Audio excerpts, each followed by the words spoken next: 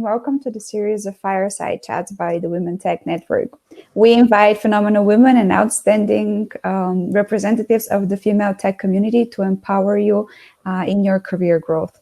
My name is Vasilina, and I'm the marketing and content manager at the Women Tech Network. Today, I'm actually replacing our CEO, Anna Radulski, for this Fireside Chat, as she's tackling the organization of our upcoming Women Tech Global Awards 2020. By the way, you still have time to nominate yourselves or other deserving women until October 29th. And today for our Fireside Chat, we have a very special guest. Her name is Aleksandra Swierzynska, or Ola for short, and she is the Director of Customer Centricity at OLX Group. That is a global marketplace network that serves more than 350 million people per month. Aleksandra is a passionate customer experience practitioner and a business leader. Today, we'll be talking about customer centricity, career changes, and leadership. Welcome, Ola, and thank you so much for joining us today. How are you doing? Thank you for the introduction, a very comprehensive one. Didn't have to do a lot, but yeah, doing very good. And hi to you, and hi to everyone who's listening to us. I'm really happy to be with you here today. Thank you so much for joining us, and we will be happy to hear from anybody tuning in here or live on Facebook and YouTube. So feel free to chat with us and share your feelings, or if something resonates with you in the chat, or to ask questions, because we will have a Q&A session in the end of the talk. But now I feel like we can just begin with a few questions to Ola.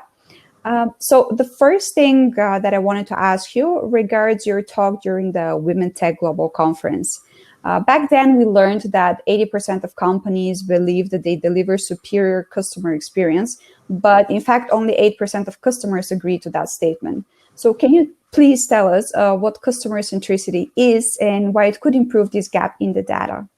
Yeah, of course. I really love the topic, and I'm super passionate about the topic.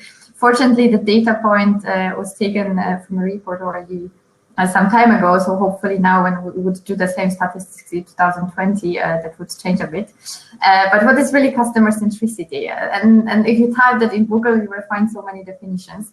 But how I like to describe it and how I understand it, it's really working back from a customer. So understanding what customer wants, what they need, and creating the product and the services that actually answer those customer needs. And what is also important in creating customer centricity or great end-to-end customer experience, it's really thinking about this end-to-end component. So making sure that we don't only focus on the in-comma, obviously, because technology is all about the app and about the product as such, but we also connect it with our marketing activities and the customer support and the sales activities.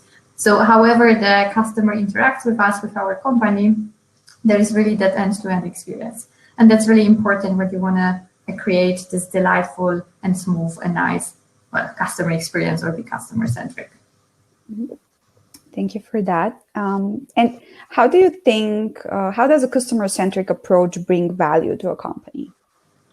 So in many ways, there are many people sometimes bring customer experience versus revenue and ask the organization and people to choose either or, but that's actually not the choice that we should make, because being customer centric and providing great customer experience brings business results to the company. So there was a lot of research done that shows that great customer experience provides an uplift in revenue. Customers are buying more, are buying different products from our company, so we're getting from one hand, bigger revenue. On the other hand, our customers are probably recommending us to other people, so we are getting new customers. Also, once we provide a great customer experience, our cost to serve is decreasing. I'm thinking, for example, about customer contact centers. So if your experience is smooth, you don't have to call, you don't have to engage. So the cost that the company has is decreasing. And there are also many statistics and many reports showing that the customer satisfaction is correlated, or actually employee satisfaction is correlated with customer satisfaction. So it's also good to think about that aspect.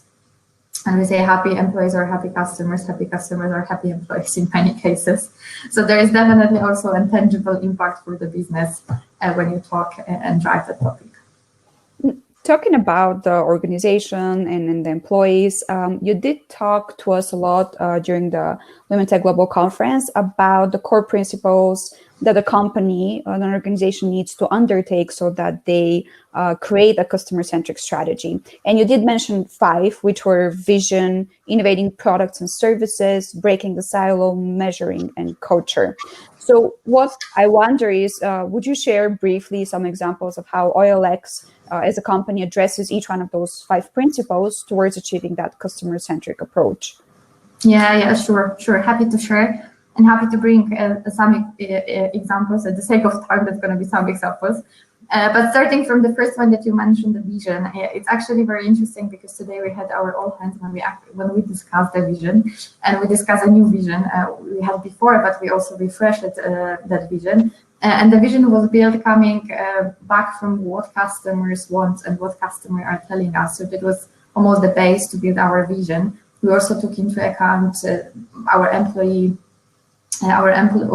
and what our employees think. But the customer is definitely the one that drives a lot how we think about the vision and what we put as our end vision. And this is our vision is a North Star. So whenever we go into the business, we are taking the vision and the North Star and translate it to the different business units, and that's also translated to the different teams and 4 different teams. Because what is really important is to have a vision, but also make sure that the vision is translated and understood by every employee in the organization, so the employee can act on it. And then you mentioned as a second one, building innovative product and services. And here, I think every company is trying to crack it, and some companies do it better, some still need to improve. And we have a lot of improvements that are very innovative. There's still some gaps that we want to fill to make sure this end-to-end customer experience is great. But what we essentially do, we do come from the customers, so we do a lot of research at the beginning to understand what are the opportunities, what are the needs. Then we build, we prototype, we talk to customers. Again, we do A/B testing to make sure that the product really fulfills and answer those needs of our customer and the potential pain points as well. And then we only market it and bring it to the product. To the market, sorry, the product to the market. And what is also important, and that's connected with the second part, with breaking the silos, is that the way we are creating the product and trying to be innovative and ahead and quick, it's actually connected with the way we work, because we have a close collaboration between product engineering, obviously, but also design, customer research, analytics teams. So those teams really work together to deliver those features, products, and services that customers love. The fourth one, if I recall correctly, you mentioned the measuring system. And I think it's really important that we actually understand how what we are doing influence the pain points or generally influence or address the pain points or influence our customers, and building the voice of customer that from one hand allows you to connect multiple sources of feedback, to analyze them in the structured way, so our employees don't have to go to 10 different teams and try to connect all dots, but you almost provide them that tool. It's also very important from one hand to know what your customers are talking, to pick up the most important insights to then take into production almost. But also once it's being produced in production and it's deployed, it's very important to also understand and to measure if actually those improvements that we did really move the needles in terms of customer satisfaction or the revenue or number of customers or whatever are the KPIs. And this is also something that we are doing at OLX. And the fourth one, or the fifth one, that would be about culture. And it's actually a topic by itself. So some people said culture eats strategy for breakfast. In many cases might be true. But what we are doing at OLX, we actually have a lot of cultural initiatives around embedding customer centricity, the concept into employee journey, making sure that the people understand and really feel what does it mean to be customer-centric, the work back from customers. So from things like having one of our values is actually work back from customers, so it already sends a signal to the organization. We also do a lot of educational activities. So for example, we are about to launch the customer experience coffee breaks, virtual coffee breaks, where we want to bring people from different organizations to talk about customer centricity and share the best practices. We also designed a workshop, the half-a-day workshop, where we allow our employee to basically put themselves into customer shoes to experience. We have also callbacks to customer to really feel and to materialize and not only have the avatar, but the human that you are creating product to or for. So quite many activities. We also have a customer corner where employees can go and listen to what the customers told us while talking to our customer support and the sales teams. So really a couple of initiatives in the organization. I think I mentioned in my presentation that one resonates quite well with the audience. We also have a happy customer wall. So basically a wall in the office where you put a quote coming from a customers. So it's just a couple of those, makes a difference. I think that was very, very succinct there. Talking about, again, customer centricity, I kind of want to bring it into the diversity theme a little bit. How do you ensure that your customer centricity strategy actually fits a diverse audience and is inclusive of different customers when working on realizing the 5 principles you just mentioned? Yeah. So we do a lot of research to understand our customers, and as a part of understanding our customers is also understanding certain segments, so actually knowing what are the segments or what are the personas that we are dealing with. And by building those, especially the need-based profiles, we are able to understand what are the groups of the customers that are buying our product, how different they are from each other and what are the needs and how we can tackle those needs. And then we take also those insights further into product creation. Okay. And then how can diversity of thought in your organization itself be beneficial to that customer centricity transformation and strategy? I think it's actually super beneficial. And actually at OLX, we are really focusing on those 2 topics, diversity and inclusion and customer centricity. And I see a great connections between those because our customers are very diverse. We are the global organization. We have customers coming from 30 different countries, also very different backgrounds, also a different education level, different way of thought. So also different behaviors. And actually, we also want to have those customers being our employees representing our customers, for those customers being represented by our employees. So that's why diversity and inclusion, making sure that whoever we are selling our products to and those people are diversified, making sure that this diversity we have in the organization really helps to build the empathy and have that empathy in the organization and then take it to the next level to actually build the solutions based on understanding and the empathy that we have towards our customers. So I think those 2 topics are super important and actually might be also super interrelated. Talking about, since you say that diversity and inclusion is really big for OLX, do you have any initiatives that you undertake at the top of your mind that you could share? I think it could be useful for our audience to know what other companies do. Yes, sure. So it is a big topic, and there are many initiatives that we are doing at OLX. So starting from those almost hard initiatives, if I can classify it like that. So looking at how much we pay versus what's the gender, looking at how are we assessing our employees based on the gender or based on other factors, and making sure that we actually are fair in what we pay to women and what we pay to men in terms of gender diversity and equality. The same with the evaluation process. We are looking into actually how does it look from the perspective of numbers and the marks that we are giving to different employees. So this is one aspect that really changed. So once we discovered there are some biases, we actually work to improve them.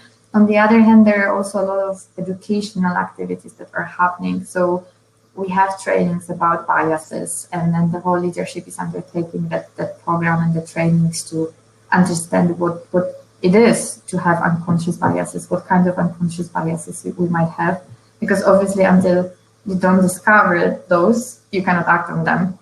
And so we have a lot of learning programs around that topic. We also launch I Am Remarkable training. So this is a training you might heard about it or also experienced it. That's a training that was designed by Google, and then the Google employees really deployed it.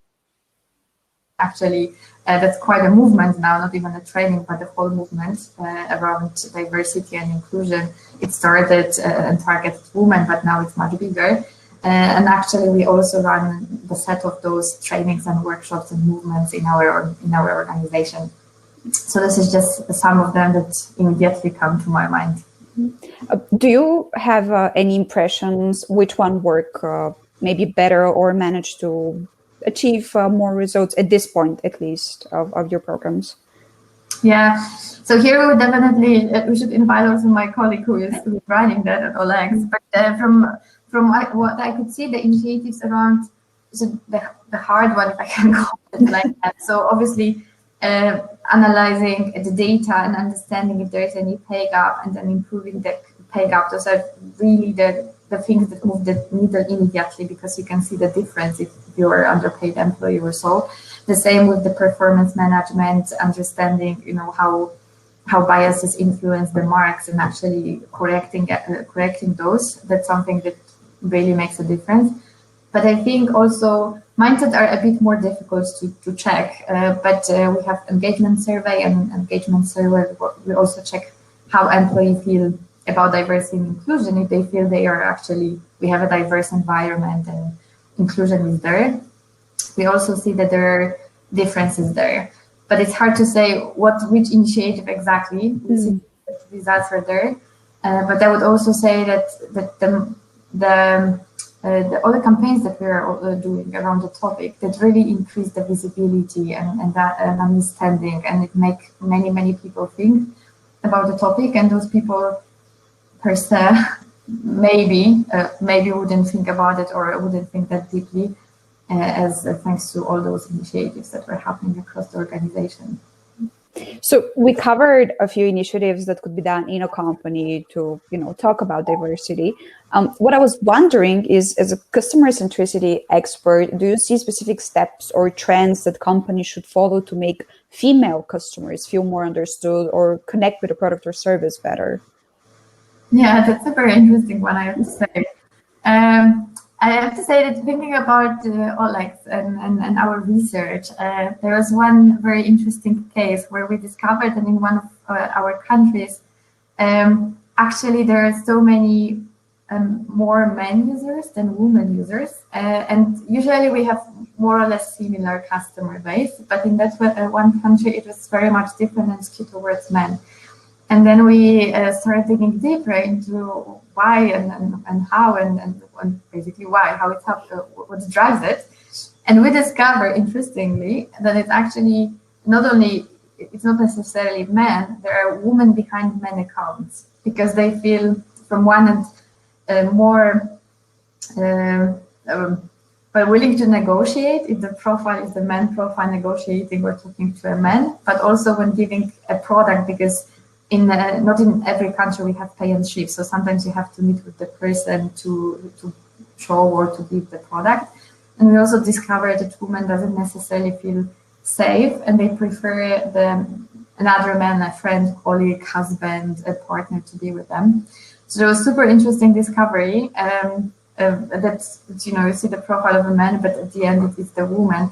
And I think it really depends on the product. It really depends on the product, how you can tackle that segment. But in our case, we learned that actually security and safety is super important. And to tackle the segment of women in that country, we need to make sure that we can actually provide and maybe even include the solution, like we have pay and ship in many countries and now expanding more and more, that doesn't require from a woman to go and to see and the solution allows just to ship and pay offline. So this is one of the things. And also in India, when we did our research, we discovered a similar pattern that as OLX historically is classified, we're moving more and more towards fully fledged e-commerce platform. But historically, and many people love it, that it's actually classified, that it's local, that you can meet other person, exchange the goods, see it before buying.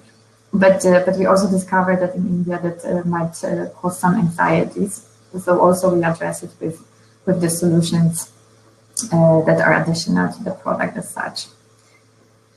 That's really interesting because, like, my knowledge is that generally the females are actually the bigger part of the consumers online, or at least that's the research that I knew. So this was surprising to hear. Yeah. Is it at all possible for you to share how you actually made the discovery, or is that like maybe something that you cannot delve into in this I'm happy to share high level, but that was actually, as said, we do a lot of research. So we invite our customers to try product and to really see how they are using the product. And actually, sometimes via one research, we are discovering other comments or other needs of the customers. And with that one, from one hand, we saw statistics. So we saw with data, not statistics as such, but the data we saw. We were able to track how many men and women are actually opening accounts in that country. So it was very easy. And then while also discovering and doing other researches, we already got those signals that actually maybe it's not like that. And then as a next step, we did also a research when we had interviews with a customer to uncover and to understand why it is like that. The power of data.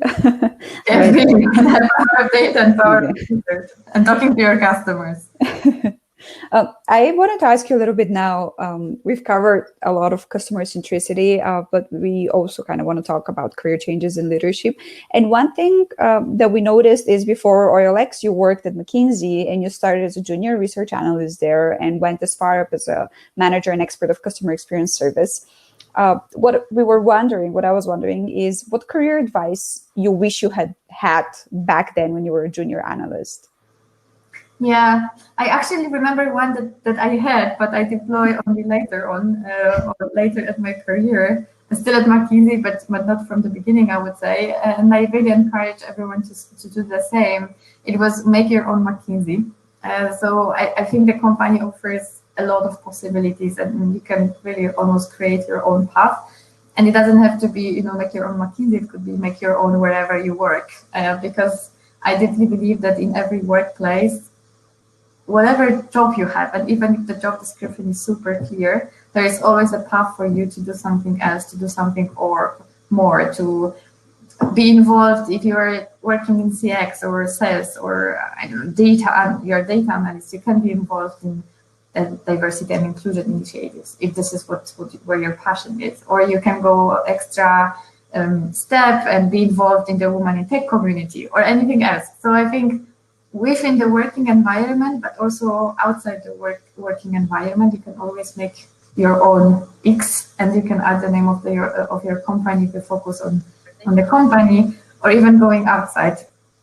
And I think that's important to keep in mind, that there is always opportunity to go beyond the box where you think you are, and follow your passion and see what else you can do and how else you can help the department or the customers or wherever your passion lies. And it is. And I think it's super important to take that into account when you are thinking about your career path. Thank you for that. Another thing that I wondered is you spent quite a while there, so many years, and you grew so much in your career there. What motivated you to make a career change from McKinsey to OLX?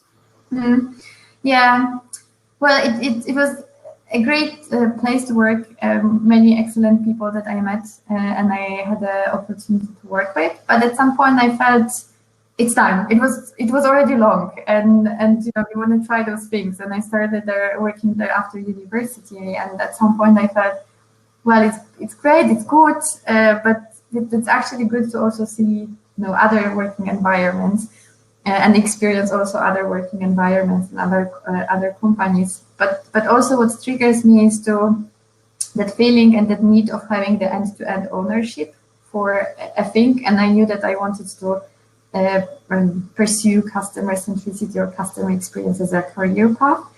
But in every consulting company, you jump on a certain project. Sometimes it's 2 months, sometimes it's 12, sometimes it's 4 or 3. But usually it's a part of the long journey that the company is undertaking that you can observe. And when you leave and you are working for that department or being a head or director of that department, it's really something that you can shape, and you see the growth and you see the long-term impact. So that's also something that is great, and one of the points that I felt I want to check and try on, and then the change came. Well, talking about challenges, that's something that I'm wondering now when you say it. What was the most challenging part of making that jump from one to the other and wanting to have more ownership to a project and all of that process? Yeah, I think, and at some point, and in whatever organization you feel, after a couple of years, I believe you feel quite comfortable, because however challenging or stressful the environment it is, I think at some point we just crack and we understand how to swim in that river. So in that working environment where we are. And I think the most difficult was just to deciding that from that good place where you are, you want to actually try something else. Because obviously it's much easier to say, I want to have a change if you feel not well where you are. In my case, I was feeling good, but I just felt, okay, maybe it's time to do something else for the next step. So I think that the feeling of it's so comfortable here, what's going to be an unknown later or at the other place, was the most difficult thing to decide for a change. But I think the change is about that. So yeah, uncovering this question mark and then discovering if this is something for you. And obviously you can always go ahead and change into something else. Another challenge that I'm curious about is what is the most challenging thing, or several of the challenging things you had to face as a woman in a leadership position, whether it was back in McKinsey or now at OLX? Yeah, I have to say I was quite lucky, because I really work with a lot of people that were leaders that were great, and for a long time I haven't really feel that I'm struggling or it's difficult. On the other hand, now looking back and thinking also about the current environment and different organizations that I work with during projects, etc. Fortunately or unfortunately, but I guess unfortunately for diversity and inclusion, it's still in the top parts of the organization. There are a lot of white males, especially in the European organization. And indeed, as a woman, you sometimes have to really step up from your way of being to adjust a bit to the way of being of the male group. And I know that, and I truly also believe that we should try to change the environment to also accept us as we are. On the other hand, if you are one and there are 10 people there, or there are 2 women and 8 people there, it's a bit more difficult. So at some point, at least short term, you have to a bit change, and you have to speak up more, and you have to really sit at the table, and you have to act and make sure that your voice is heard. Actually, it's always, but you just sometimes have to put perhaps more effort into that. And there are a couple of other smaller things that at some point I start noticing, and I felt, okay, that's maybe not my natural way or state, but it feels like it's good to, or I need to adjust, which not necessarily should be like that, right? Because diversity and inclusion is about making sure that everyone can be at the best, in the best natural state, and shape the environment and work together in that way. You said that beautifully, and I think it's gonna make a very good transition to our next question, which is I noticed that you're passionate about mentoring and that you are a mentor yourself. So why should women seek mentors, and what's the best way to connect with them as a woman that wants to be mentored? Yeah, well, I think it's a super important topic. And again, it sometimes, and I'm happy that we are discussing that, and I'm also happy that this topic somehow is maybe not everywhere, but it's in a lot of places, and it's actually acknowledged to be important, because it is. And I also have a feeling that as women, we sometimes, I don't know, maybe we're too shy, maybe we don't feel like it's needed, maybe we somehow don't know how to approach those people that we want to be our mentors. But I think it's super important, because mentors many times become sponsors, as well as people that in the work environment where from one hand advise you, on the other hand also promote you. And it's really important to have sponsors in your work environment. So people that will think about you, that at the right moment will involve you in certain things, will pass to you the right opportunities, etc. So I think from that perspective in the work environment, it's really important. But also outside, it's not just, but to exchange with people that or are more experienced or have a different skill set than you. So exchange and learn from each other. I think it's a very, very powerful tool to use to grow and to sometimes probe on certain decisions that we want to take, because it's great to hear advices of other people. Of course, you can take it or leave it, but it's always good to have a different perspective. And how you can do that. So luckily and unfortunately now there are so many possibilities. So if you think about outside work environment, we have Women in Tech, and you guys have a mentoring program. We have a mentoring club that is also a great recent initiative with a lot of tech people involved. And you can sign up for free, and you have a great set of mentors from different bigger, smaller, very well-known tech companies. And also even using LinkedIn, if you see someone that you really would like to connect with, why not to try? Maybe 10 out of 10 people will say no, but that one person, the 10th person will say, yes, of course, I love it. And you never know. It's also a great tool to think about and use in that way. And I'm not saying to stalk people here, but I think there are many people there that would be also happy to connect and to exchange. And in the work environment, many companies have mentoring programs, and I think this is the easiest way to enter. And I really encourage our employers to have such a programs, especially that as said what I noticed, and I know that not every case is different, but I noticed that women tend not to have that. And I guess it's also backed up by numbers, but that women tend not to have that many mentors as men. But seeking, even if you don't have a program, try to seek for mentors individually. So the person that you like talking to, that you connected to. And I bet I've never seen someone saying, no, I don't want to be a mentor. It might be that at some point the relationship will fade, or maybe it's not going to be as strong as you wish. But I really never heard anyone saying no to mentoring. So you have a big percent of chances that the person will say yes, and it's always worth trying. It's interesting.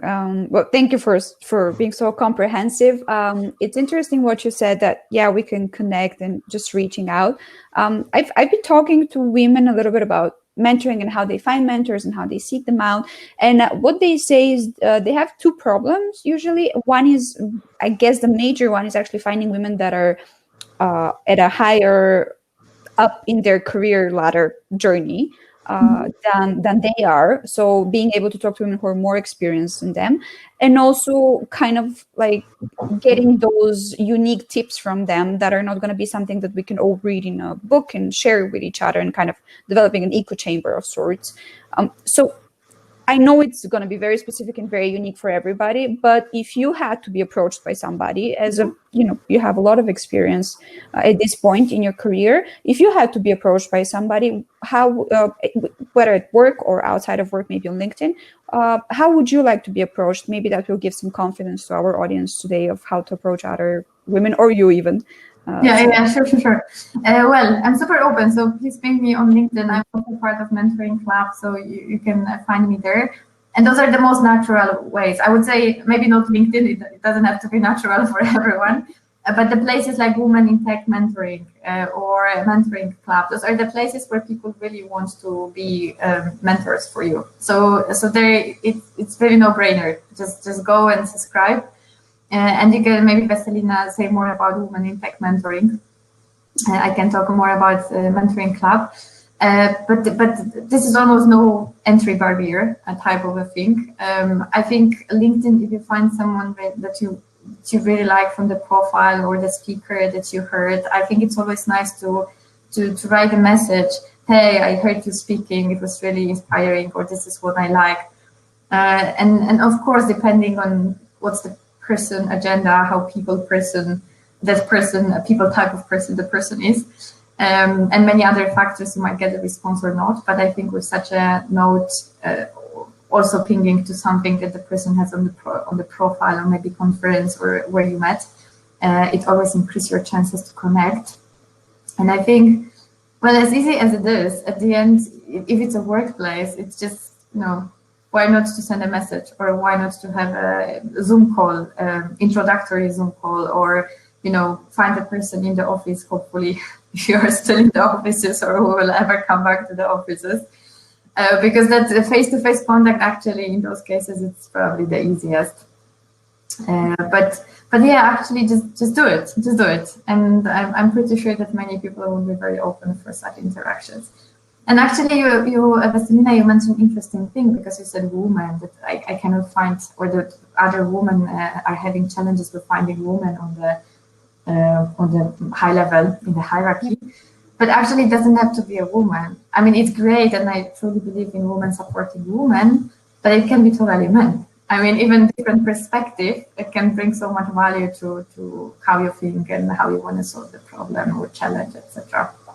Yeah, I think that's a great point. I mean, we do talk a lot how we need to include men in the conversation, and maybe that will give them better perspective as well of the challenges that we feel that we experience.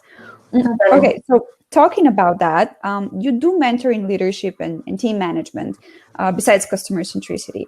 And what I wonder is, do you have some evergreen best tips that you could give to women in tech who are looking to lead and manage their teams better?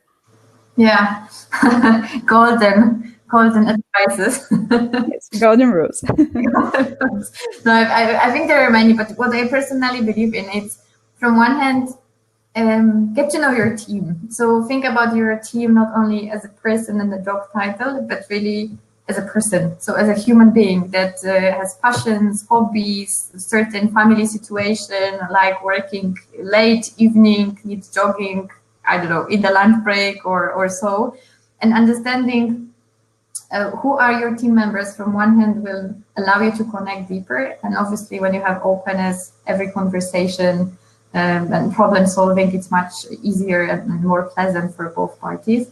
But also, when you think about how your team works, the operating model almost, it's so much easier to schedule a certain meetings, or think about what people like doing and how they like doing, and how you can run the team as a whole entity, if you actually know what are the preferences of your team members. So I think that human touch helps you as a person, but also helps you to navigate the work of the whole team. So definitely would recommend that. And then the second one, apply coaching, apply team management, but I would say just enough. So make sure that people have a space to basically drive the things. So I would say we have a nice saying that I heard a couple of times. It's freedom within a framework, which is basically what I want to describe. So obviously we have a goal, and the goal should be there. There should be a North Star. We should have OKRs, so people know, our team members know where we are aiming and what we want to reach. But it's great to give that freedom within the framework, so every person can decide how exactly. And I think last but not least, it's about recognition, which is super important. From one hand, to recognize, even saying thank you, great job, like a very casual thing, your team members and the achievements of the team, but also making sure that we give people and the team and individuals actually the space to shine on wherever that opportunity is. So at the all hands of the company, at the all hands of the department, or maybe, I don't know, connecting with a certain level of leadership that will bring exposure to that person. And I think that part is really important, and especially for women, because sometimes we tend to think that the great work will defend itself, but actually being exposed to the core people in the company or to the core product in the company also gives, from one hand, a lot of provides the experience, helps to build the network, but also provides a visibility. And I think a role of manager should be also to help the whole team and individuals from the team to actually shine on different stages. That's great. Thank you again for another comprehensive overview. Talking about golden rules, we talked about how women in tech could lead and manage better. But what about women who want to get to a leadership position? Like, do you have any, again, golden rules there that we can share right now with the audience? Yeah. And here again, I can just give you my tips how it's going to work. There are definitely a lot of rules there. But what I found interesting and important throughout my a career, it's from one hand, think about your brand, think about what you want to stand for. This personal, individual branding, it's also very important. So you send a message to the people that you work with, but also think about what kind of message that should be, what you want to stand for, and and align it with your strengths and with the way, with the you want to be, with your expertise. Then sit at the table and really sit at the table. So there was, I think in Linen, there was example of the woman of the meeting where the woman, there was not enough space at the table, and the woman took a chair and sat next to the wall. And I have to say, I saw it. I really saw it. And sometimes we might want to do that because it's so cozy, but sit at the table, because from even a power perspective, it's so easier to speak when you are sitting next to the people and in the middle of the action. But also treating it metaphorically, what's even more important, it's to be at those important meetings, to be one of the decision making, and depending on which level you are, and especially when you are thinking about moving to a leadership, networking and connecting with right people and making sure that you can contribute, that you drive impact, but you also communicate that impact. Is really important. And and the last one, it's a bit cliche, but it's work smart, not hard. But because women are such hard workers, and I'm not saying men are not, but I think we have the tendency to think that having 10 tasks and 10 priorities, and we are so busy, and that we do a great job, and that will defend itself. But actually, not always. So sometimes it's much better to say, hey, those are my 3 top priorities, because those projects will really bring impact. And that would also, bring me visibility, or allows me to get closer to my personal goal, or develop the skill that I want, and really focus on those, and make sure, obviously, that everything else is covered, so you don't neglect anything that needs to also happen. But I would say rather focus on those 3 important bringing impact projects than 10 other little things and helping everyone on the way with those. And I'm not saying not help. Just make sure that your priorities, and you have those 3 or 4 or 2 things that you want to focus on, and you see impact, and you can deliver impact to the company through them. Do you have anecdotes like that from your own personal experience, where you realize that maybe you shouldn't do 10 things, but you chose like just a couple, and that changed your career? Yes, of course. It's a bit difficult now to remember what exactly those were, but I think for years I was like, okay, great, so let's help everyone, let's do that, and multitasking, and it's a great skill. And it is a great skill, but maybe actually not always.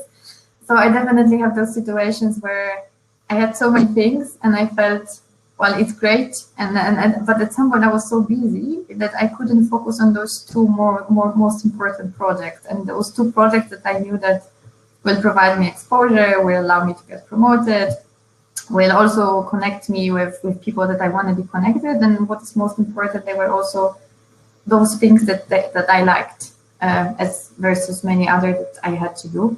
Or I also like, but maybe I could move them for later, or I could move them, or get some help from other people.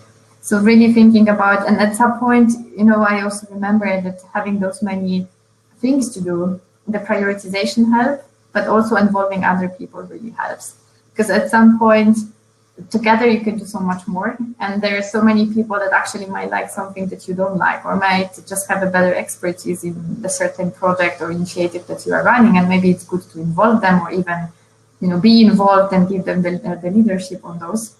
So definitely I was there. I also experienced that, but and I took it as a learning for next steps in the future. Has that also, like, maybe it's something you struggle with, something I've struggled with in the past? It's sometimes when you are in a leadership position of sorts and you do have to delegate, like, how do you, if you have felt that, or for those who feel, how do you overcome this fear that if you're not on top of everything, somehow, you might not, the work might not speak as loudly for you as possible? Yeah, so I think that freedom within the framework, that really helps. So from one hand, building But trust needs to be gained, obviously. But I'd rather feel that you should start from a trust and trust your team until people prove that you shouldn't, rather than not trust until they prove that you should. Although we have a tendency to a second one, and I'm pretty sure that I also run into situations that I show the second tendency.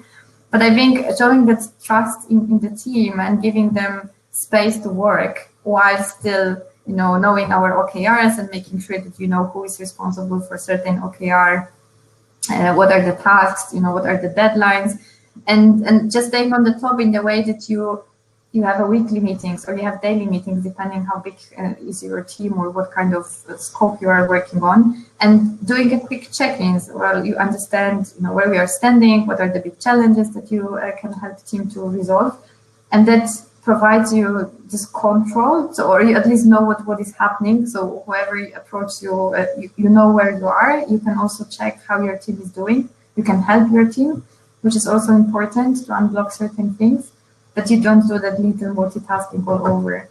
And I actually noticed that when you do that multitasking, then people feel like the ownership is taken back, and they tend actually not to deliver the quality they used to, or do some extra things because they a bit laid back, knowing that there is someone who will do something. So sometimes that multitasking is actually bringing more bad than good. Yeah, I can understand that. Did you have mentors of your own that really helped you kind of evolve in your career? And how did you connect with them?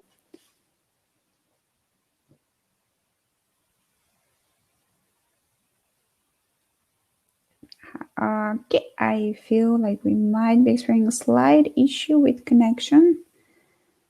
Let's see. Sorry about that, everybody. Oh, there we are. Yes. We have you back.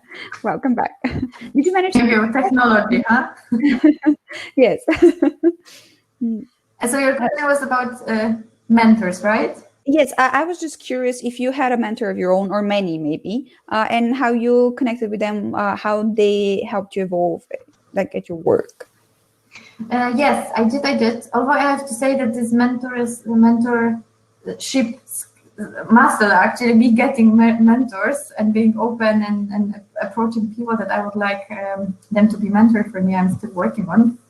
I would say it's a path from, sometimes doesn't depend where you are in your career. But I do have a couple of people that were my mentors over those last few years, and I actually connected with majority of them through work. So naturally, or actually not naturally, but those were the people that I work with. And at some point, actually, there was a project and they left the project, or our paths didn't cross on the day-to-day basis, but still we get to connect, and we had such a great connection also on personal level, because for me, the personal level is very important when you talk about this mentorship relationship, that actually we keep being in touch and having these informal coffees, actually schedule coffees, but not necessarily about the project or the work that we are doing together, but rather about, I don't know, the challenge that I had, or just, chit chat, etc. So that it's important to keep that relationship and making sure that, it's also personal. But sometimes, it doesn't have to be even a big topic that you want to discuss. Sometimes just having coffee, or even online coffee chat, or just, being in touch with that person, that also helps to keep with that relationship and move on with it. Even when you leave the workplace, that's actually the stop for the relationship. But yeah, definitely a way that there are ways when you can continue, how you can continue it. Yeah, I can relate to that as well. I've had certain mentors, and I've even changed industries, but I still keep in touch, because somehow even cross industry, it's very helpful to have these people who have a lot of experience. Right now, I think it's a great time to take some of the questions that people have been writing. We have Parvi. I'm sorry if that's not the right pronunciation, everybody, so please bear with me. So she asked, while changing career path, if you have chosen the wrong career, how can we deal with it, and how can we go with the flow? Okay, so you choose the wrong career and you want to change. Basically, or at least to deal with it. And that's what she asked. How can we deal with it? So I'm guessing how to accept it and then make maybe another career move. Yeah. So well, there are always two ways, right? Or you accept that it's wrong and you just go on, because I don't know, why would you? But there might be some circumstances. But I think a much better solution is to say, hey, this is not exactly the career that I've chosen. That's great. Let me take the learning, but let's also think. Let me think about the next steps. And I think that's almost that moment of truth, which is very important to say, hey, whatever I can lose, and maybe I'm on a leadership position already. And I think this is the moment where you have to decide, okay, do I want to follow this leadership and still be in that field that maybe doesn't interest me, or I want to stop and maybe take a step back and think about what I really want to do. And I think that moment is really important. So you, from one hand, understand what are your strengths, what you want to do, and maybe you already know, because through those years being at the different career or the first career path, you understood what you want to do. And I think that seeking for a change is the thing to do. And even sometimes it might not look that shiny and it's so different. But people do change, and people really do change. I have a friend, she was producing TV shows, and now she's a yoga teacher. And she was in a super corporate, working 18 hours, and now she's yoga teacher and meditation. She's teaching meditation. So I saw people that had those really, very different career paths and the change. And I think it's about understanding what you want to do, about making your plan. So being realistic of how you can get it. So obviously, perhaps you have to take a step back, you have to learn, you have to, study a course, etc., create your network, apply for 100 jobs.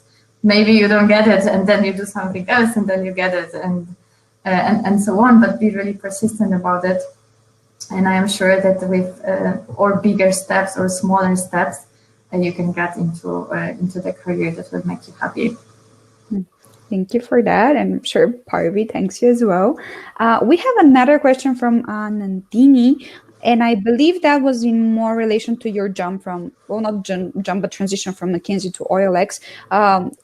Was there some skills you didn't have experience in, and how did you make sure that you succeeded in your new role, lacking those? Yeah. So I think the biggest question mark when I was changing, it's because consulting is a certain environment, and you have a large and broad skill set, but what you sometimes might not have is the way to really go deeper into operations. Also because many projects are shorter and you touch a certain part of the whole transformation, if it's a transformation, or you actually jump from a topic to topic. It really depends. But I think that the biggest threat here is that you leave, you go, and also depends, of course, from which position to which position you go, and which stage you are, and what's the jump. No, you might also jump on the leadership position. So then probably this operation factor you have to understand, but you don't have to do it. But I think this is always this also change, and you need to be able to, from one hand, understand, learn very quickly, and keep up with probably people, or learn from people that were in that industry or in those jobs already for some time. But also there is a shift in what you are doing and how do you have to approach things, because here you have this end-to-end ownership, and you also need to understand better the certain part of the organization, if you're a functional leader or the business, etc. And you need to understand how it works. And perhaps you already have some understanding, but still, rarely it's so deep as the people that work there for a long, long time. And there is always obviously a different leadership team that you have to get to know and you have to adjust. But I think working with so many stakeholders in a consulting environment, you also learn how to cope with that. Thank you for that. We have a two-parter actually from Aparna. So she asked, what are various leadership styles that are best suited for customer centricity? So if you want, we can do the first part and then the second part of that question. Well, it's hard to say that there is one leadership style that fits, because we're okay as well. yes, really, because actually it's not really a topic as such that tells you or helps you to understand which type of leadership. I think you have to answer to yourself what kind of leader you want to be, and it's not dependent on wherever you are working with the customer centricity topics or sales topic or customer support topic, or I don't know, being a business leader. So I would a bit distinguish those two topics, but I would say, yeah, for me, what is important is to make sure that people that I work with, they are heard. And I'm really willing and open to hear other voices and to make sure that the team members can contribute and they also feel recognized and they feel there is value in what they do and how they do that. And creating that inclusive environment. Obviously, there are certain decisions that you need to make quick and you need to make, but creating that open environment where people feel also valued and respected, that's for me a very important thing. But I guess it's not only tied to customer centricity, but rather to the personal style and environment where you work. That's great. Thank you for that. And the second part actually is something that we discussed already, but now in a tighter frame. So we talked about how a leader can support their team better. But Aparna also asks about some tips on how a leader can manage their team better now in the challenging environment that we are in with the pandemic and everything, and everything's shifting very quickly. Yeah, I mean the COVID times, so the online environment mostly. Yeah, that's super challenging. I think here understanding and focusing on the well-being of our team members, it's crucial and important. And I still feel, and I myself also need this human touch. And even if it's not touch, really touching another person, not exactly what I mean, but making sure that we still connect on the personal and a human level. And I think what is important here is make sure that you have that personal conversations and personal interactions as frequently as needed with the team members, with your actually individuals on the individual level to understand, where they are. So how do they cope with the situation of having probably 5 hours of Zoom every day, sitting in the same place where they perhaps eat dinner or so. So understanding how do they feel, and then of course finding solution on how you can help them. That's one thing. But also creating some sense of community, even if it's online or even if the times are as they are. And that could be done, obviously personally, it's great, but I think we are close to second wave, or let's see what happens. But even online, you can have, we had actually with the team, the after hour drinks. So at 6 o'clock or 7 o'clock, we cheered and we sat together just to chit chat with a cup of a tea or a drink or water in hand. And you can do a cooking class. I also know teams that did actually not even a class, but the cooking activities together. And there are many ideas that you can bring to life. But I think the point I want to make is that actually connecting with people on the personal level to understand how do they feel and how you can help them or how company can help them, but also boosting that connection within the team via those type of social activities, and maybe even beyond the team in the bigger communities if you work with many teams or in the office. We also have something that we call Mixer, where we actually welcome new joiners with some interactive social activities via Zoom. So everything is possible. And obviously then there are certain things that come into picture, like professional organizations that help employees in those tough times. We actually have one that we work with at OLX, maybe your organization as well. I know we are tight with time, so here I will stop. Oh no, I think it was wonderful, especially the Mixer thing, as I think it's always hard to be the new person. I think we can maybe squeeze in a last question, and maybe you can answer about your expertise in career changes in terms of education, because we have Megana, who says she's a computer science student, but she wishes to do an MBA. So she's asking, how good is it for my career to divert from a computer science course to an MBA where I don't have coding environment? That's interesting one. I actually, computer science is totally not my field, because I studied economics and management. So it's hard for me to say. So MBA was fully aligned with what I think. But I would say a bit depending what you want. But you have a hard skills or skills around computer science, MBA will provide you from one hand networking, on the other broader business skills that actually can be a great package. If you want to then grow also as a leader, as a manager, then as a leader in the field where you are, that could be, a great selling point when you're doing interview, and or even using that skill. It doesn't have to be a selling point at start, but the skill set that you will get also from MBA and how you connect it with the computer science skill set and everything what you learned there might be actually a great value proposition for your future employer or future career path. So I wouldn't necessarily be afraid of that. If you're interested in that, you probably should go ahead. But you might also talk to someone from that field computer science to validate.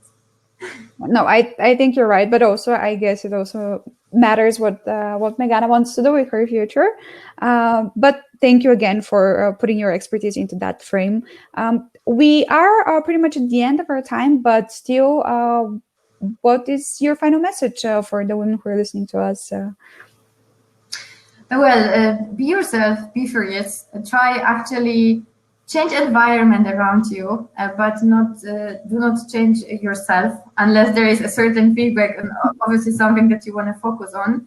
But actually, I think that women movement where we collectively try to make sure that environment where we work, it's open and inclusive, that should be rather our direction than changing ourselves to adjust to environment that it's not. And I hope we can make it together with that great Women in Tech network and the whole movement. Thank you so much. And thank you for the fantastic chat. I feel like I learned a lot and I can even put it into work tomorrow. So thank you for that, especially on the customer centricity front. And guys, everyone who is joining us right now, feel free to go to the networking area and you can benefit from one-on-one networking with our audience here on Hopin.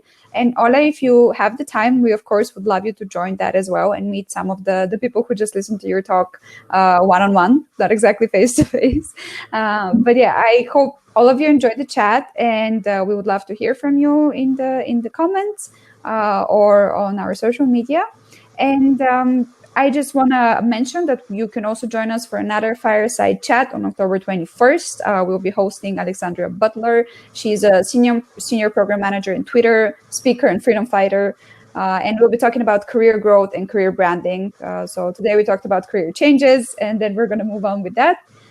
Meanwhile, I'd like to take a moment also to just remind everybody that the Women Tech Global Awards are happening on December 3rd.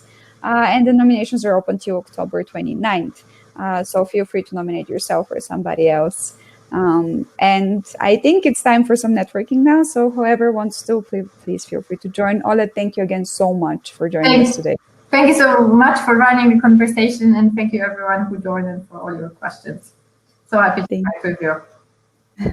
Thank you, everybody, and bye-bye. Thank you. Bye-bye.